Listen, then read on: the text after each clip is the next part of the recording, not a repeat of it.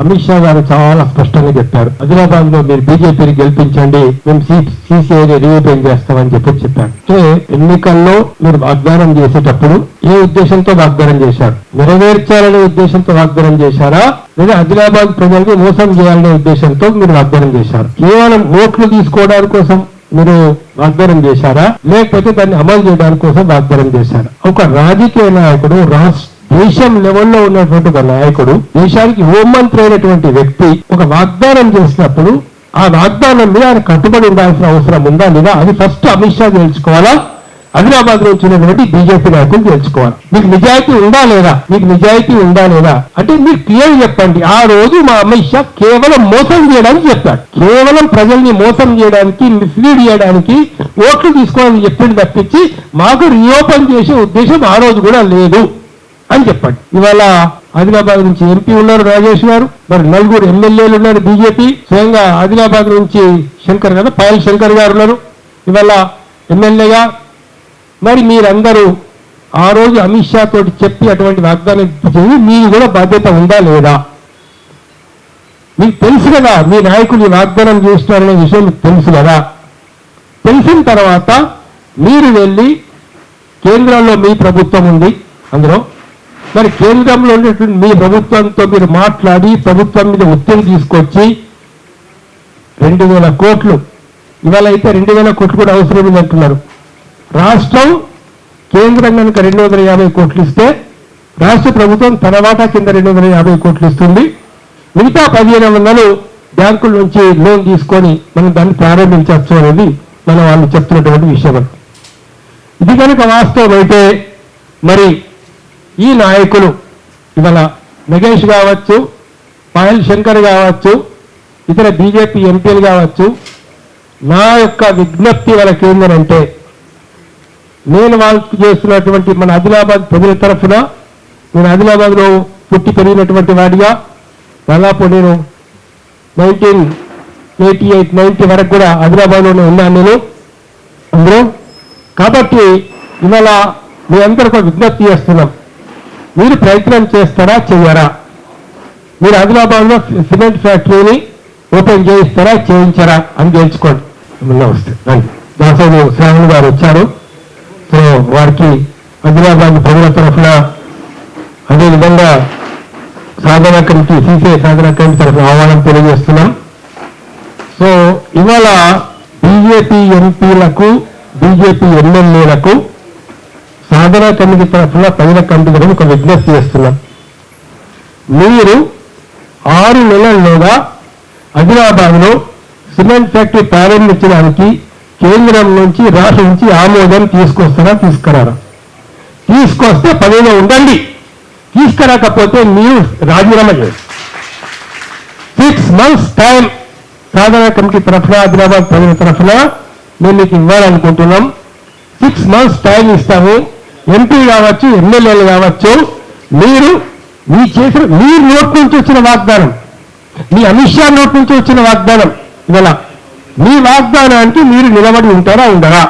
మీరు వాగ్దానానికి నిలబడితే, లేదా ఓపెన్గా చెప్పండి, మేము కేవలం ప్రజల్ని మోసం చేయడానికి ఆ వాగ్దానం చేసినాం అని చెప్పండి అని చెప్పేసి మనకు విజ్ఞప్తి చేసుకుంటూ, మరి మిత్రులారా, వాస్తవమైనటువంటి ఒక విషయాన్ని కనుక మనం పరిశీలించి చూసినట్లయితే ఇవాళ ఆదిలాబాద్లో మన వాళ్ళు కరపత్రంలో రాసిన దాని ప్రకారం కూడా అక్కడ మనకు ఎంతో ముడి సరుకు అనేటటువంటిది ఇంకా అవైలబుల్ ఉందని చెప్పేసి మన వాళ్ళు చెప్తున్నారు. అక్కడ ఎంత ఉందండి, ఎంత 48 లక్షల మెట్రిక్ టన్నుల ఎంతో అక్కడ ముడి సరుకు అనేటటువంటి సున్నపురాయి అవైలబుల్ గా. మరి ఇంత సున్నపురాయి అవైలబుల్ అనేది ఉన్నప్పుడు దానివల్ల ఎవరు ప్రయోజనం పొందాలనుకుంటున్నారు? మీరు దానివల్ల ఆదిలాబాద్ ప్రజలు ప్రయోజనం పొందాలనుకుంటున్నారా, లేదా ప్రభుత్వ రంగ పరిశ్రమైనటువంటి సిసిఐ లాభం పొందాలనుకుంటున్నారా, లేదా వాటిని ఏదైనా కార్పొరేట్ కంపెనీలకు, ప్రైవేట్ వ్యాపారస్తులకు మీరు అప్పచెప్పాలనుకుంటున్నారా?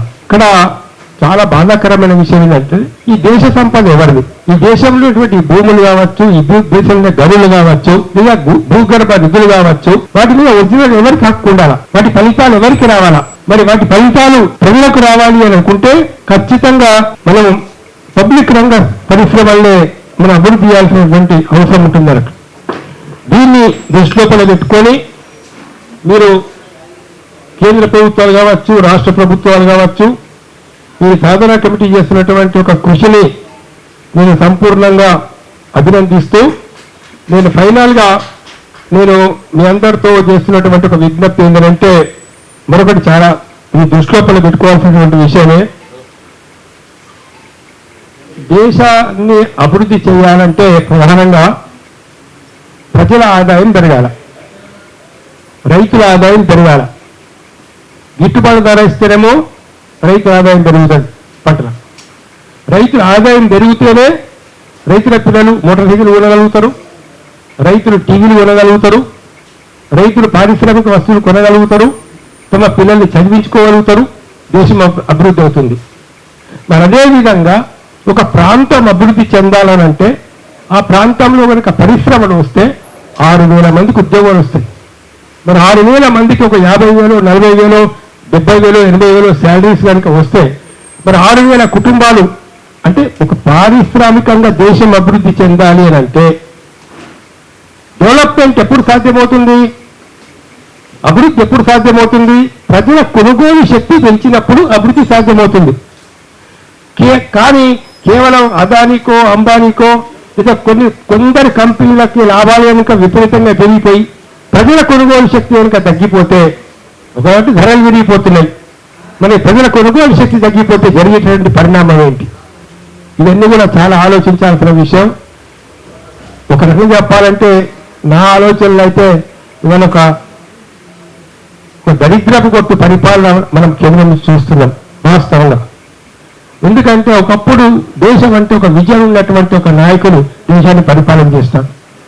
విజన్ ఉన్న నాయకులు పరిపాలన చేసినారు కాబట్టి అన్ని పబ్లిక్ రంగ పరిశ్రమల్ని వాళ్ళు డెవలప్ చేసినారు. రైల్వేలు డెవలప్ అయినాయి, టెలికమ్యూనికేషన్స్ డెవలప్ అయినాయి, డిఆర్డిఎల్ వచ్చింది, డిఆర్డిఓ వచ్చింది, ఎఫ్సిఐ లాంటి కంపెనీలు వచ్చినాయి, సిసిఐ లాంటివి వచ్చినాయి, రకరకాల పరిశ్రమలు వచ్చినాయి, ఎయిర్పోర్ట్లు వచ్చినాయి, షిప్ యార్డ్స్ వచ్చినాయి. కానీ వాళ్ళ ఒక 10 ఏళ్ల నుంచి 14 నుంచి మనం ఏం చేస్తున్నాం?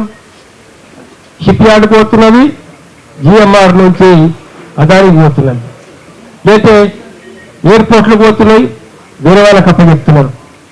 విలువైన ఎయిర్పోర్ట్లు కొన్ని కార్పొరేట్ కంపెనీలకు ఇస్తున్నారు.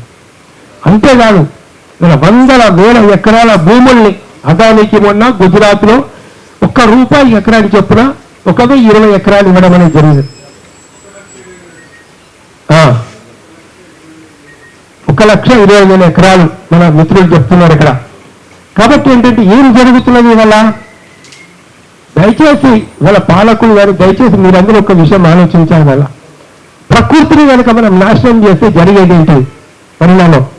దయచేసి ఒకసారి ఇవాళ ఢిల్లీలో పొల్యూషన్ ఇది 201 యూనిట్లు దాటితే కాలుష్యం అనేది ప్రమాదకరం. ఎయిర్ పొల్యూషన్ ఇండెక్స్ అంటారు. ఎయిర్ పొల్యూషన్ ఇండెక్స్ 200 దాటితే ప్రమాదకరం. ఢిల్లీలో ప్రైమ్ మినిస్టర్ దగ్గర 398 నుంచి పెరిగింది. హైదరాబాద్లో 200 దాటి. ఎందుకు దాటింది? కారణం ఏంటి? ఒకప్పుడు మన ఇది అటవీ ప్రాంతం 35 నుంచి 38% ఉంటుండే. మొత్తం భూభాగంలో అటవీ శాతం అనేది 37 నుంచి 35-36% ఉంటుండే. ఈరోజు 23% వచ్చింది. మరి ఏం జరుగుతున్నది? ఎవరి కోసం అంటే అభివృద్ధి అనేది సమాజాన్ని ముందుకు తీసుకుపోవడానిక, సమాజంలో విషగాలులు పెంచి వాతావరణ కాలుష్యం పెంచి నీటి కాలుష్యం పెంచడానిక? అభివృద్ధి జరగాల, కానీ అభివృద్ధితో పాటు ప్రకృతిని కూడా కాపాడుకోవాలా. అభివృద్ధితో పాటు పరిశ్రమలను ఎప్పుడైతే నువ్వు డెవలప్ చేస్తున్నావో ఉద్యోగ అవకాశాలు కల్పించేటువంటి చేయాలి, కానీ వాటిని మూసివేసే విధంగా ఇవ్వదు. ఇవాళ అనేక పబ్లిక్ రంగ పరిశ్రమలు మూతపడిపోతున్నాయి. ద పాలసీ ఇట్ సెల్ఫ్ ఇది very wrong policy central government చేసినటువంటిది. దాన్ని ఇవాళ అప్పుడు అంత లోతైన విషయాలకు మనం పోవాల్సిన అవసరం లేదు. కానీ ఇవాళ మరొకసారి నేను ఆదిలాబాద్ యొక్క వ్యక్తిగా దీని కేంద్ర ప్రభుత్వాన్ని, రాష్ట్ర ప్రభుత్వాన్ని, ఎమ్మెల్యేలను, ఎంపీలను అందరూ రిక్వెస్ట్ చేస్తున్నాం. రాష్ట్ర ప్రభుత్వం కనుక మేము 250 కోట్లు ఇవ్వడం రెడీ ఉందామంటే అటువంటి లెటర్ కనుక ఉంటే దాన్ని రాష్ట్ర ప్రభుత్వం బయట పెట్టాల్సిన బాధ్యత రాష్ట్ర ప్రభుత్వం మీద ఉంది. మీరు చెప్పండి, మీ రోల్ ఏంటో మీరు క్లారిఫై చేయండి ఫస్ట్. లేదు సెంట్రల్ గవర్నమెంట్ కనుక ఈ నాటకాలు ఆడుతున్నారా లేదా ఎంపీలు ఈ ఎమ్మెల్యేలు తెలిసి చెప్పాలా. 6 నెలల్లోగా మీరు ఆదిలాబాద్ లో సిమెంట్ ఫ్యాక్టరీ తీసుకొని ప్రయత్నం చేస్తే చేయండి, లేకపోతే ప్రజలందరూ కూడా మీరు రాజీనామా చేయాలని డిమాండ్ చేస్తారని చెప్పి చెప్తూ నాకు అవకాశం ఇచ్చినందుకు ధన్యవాదాలు.